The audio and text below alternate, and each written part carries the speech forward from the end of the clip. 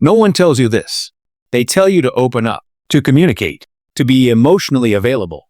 They say it's healthy. They say it's mature. They say it's what real love needs. And yet, you did all of that. You listened. You showed up. You cared deeply. And somehow, they pulled away. Not because you were cold. Not because you were distant. But because you were too available. That's the part nobody wants to talk about. Let me tell you a story. There was a guy I knew. Good man. Kind. Present. He remembered everything. Her coffee order. Her bad days. Her childhood stories. When she was upset, he stayed. When she cried, he listened. When she doubted herself, he reassured her. He thought this was love. At first, she loved it too. She said she felt safe, seen, understood. Then something shifted. She started taking longer to reply. Plans became, maybe. Affection turned into politeness. One day, she said the words that hit him like a punch. I don't feel the spark anymore. He was confused. He hadn't changed. He hadn't hurt her. He hadn't pulled away. He leaned in, and that's exactly why she leaned out. Here's the uncomfortable truth. Attraction doesn't grow in certainty. It grows in tension. Not drama, not games, but space. When you're emotionally available all the time, something subtle happens. You remove uncertainty. You remove mystery. You remove the emotional edge that keeps the brain engaged. The human mind doesn't bond through constant reassurance. It bonds through movement, approach, pause, distance, return. That rhythm matters more than most people realize. When everything is available all the time, it stops feeling alive. Think about music. If every note is loud, none of them are powerful. If every moment is intimate, none of them feel special.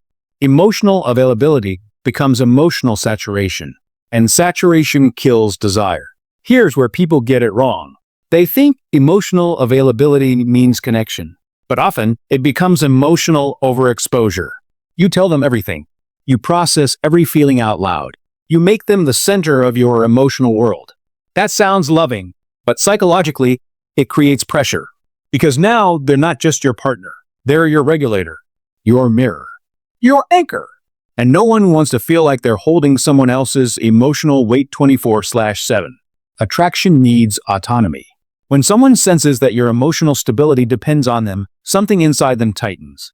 Not because they're cruel, but because freedom is attractive. And dependency feels like responsibility. There's another layer to this. When you're always emotionally available, you unintentionally send a message. I will always be here, no matter what. That sounds romantic, but the brain hears something else. There is no risk in losing me. And without risk, value fades. Not consciously, subconsciously. Think back to the early days. You weren't always available. You had a life. Friends. Silence. You didn't rush to fix every emotion. You didn't explain yourself endlessly. They wondered about you. Wonder creates attraction. Certainty ends it. This is where emotional availability turns into emotional chasing. You sense them pulling back. So you give more. You explain more. You reassure more. You think closeness will fix distance. But distance is what created desire in the first place. Here's the hard part to accept. You can be emotionally available and emotionally grounded. But most people skip the grounded part. They open their heart before they've built their center. So their availability isn't a gift. It's a request. Please choose me. Please don't leave. Please feel what I feel. That energy is felt instantly. And it's rarely attractive. Healthy emotional availability looks very different. It sounds like this. I care about you, and I'll be okay either way.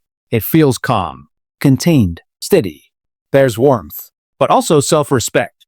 When someone knows you want them, but don't need them, attraction deepens. Because now being chosen means something.